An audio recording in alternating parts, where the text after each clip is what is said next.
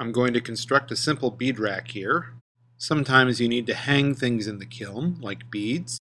Personally, I usually hang glaze test tiles. To do this, you usually want to suspend some sort of metal rod to hang things on. I've seen many people use kiln furniture to do this. One can also buy a commercial bead rack, which is usually pretty expensive. What I'm doing here is making a dedicated bead rack out of slabs. I have my thickness sticks on the side set to 1/4 of an inch. And I have just rolled a slab for the base of the bead rack. It's 3 inches by 3/4 inches. Now I'm going to roll 2 more slabs for the sides that are 3 inches by 3 inches. I'm just eyeballing the slabs for squareness. They don't have to be perfect. Clay is malleable and will stretch and pull and push quite a bit, so it's going to flop around for quite a while before I get it all set in place. Here I'm just checking the size of the side with the base. It seems to fit fine, and I'm rolling another end. Since the first end fit fine, I'm going to use it as a template and just chop it off using a ruler.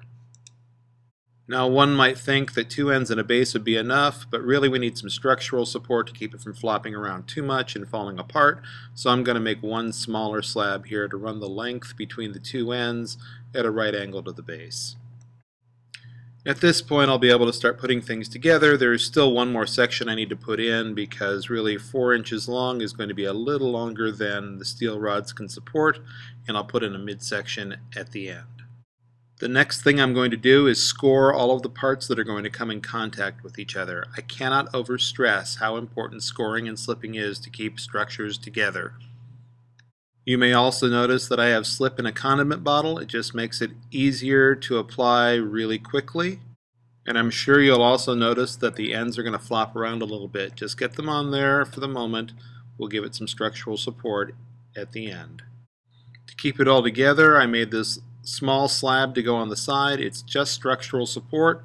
It doesn't have to take up a lot of room, but it does need to have some way of attaching to both ends and the base. Here you can see the basic structure of the bead rack. There's a way of suspending a rod from one side to the other already.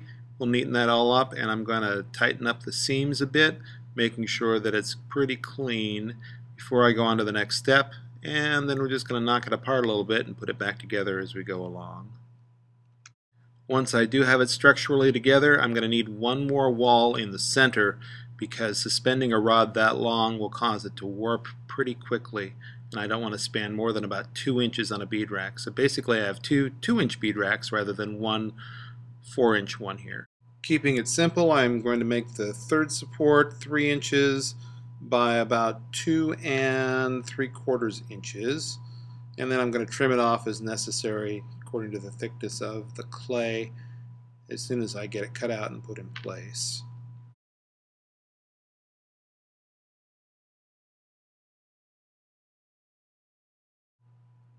Once again, everything gets scored and slipped into place.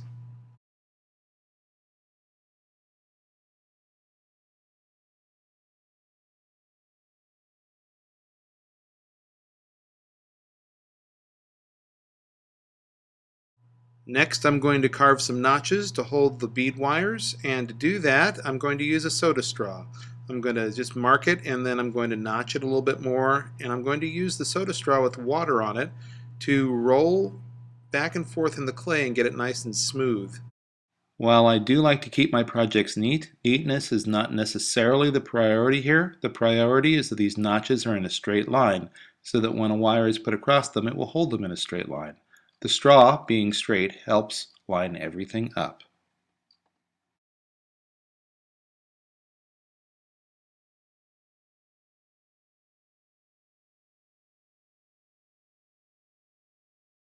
Another advantage of the straw is that it can act as a hole cutter, and I can cut holes 3 in a row through these slabs and line them up so that I can put 3 32nds of an inch steel rod wire through those holes all in a row.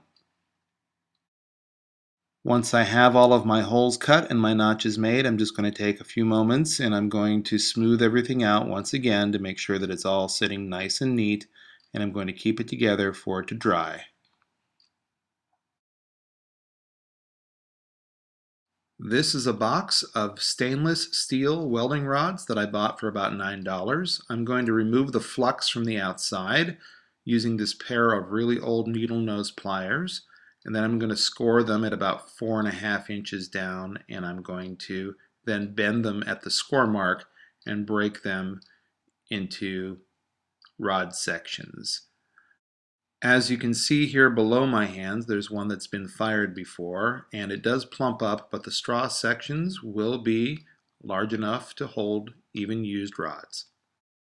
Here is my fired bead rack, and you can see the rods sit nicely across it, and they will last quite a long time if you don't put too much weight on them. That's why there's a middle section so that you're not spanning more than about 2 inches. I don't often do beads myself, but I do a lot of glazed test tiles, so they hang on a rack just like this. I have a smooth side and a textured side. You can see what they look like before they go in for my next firing. I call this the key ring. It has many test tiles of glazes that I've had in circulation. If I wish to put one on, I can. If I wish to take one off, I can as well. I used the bead rack to make these.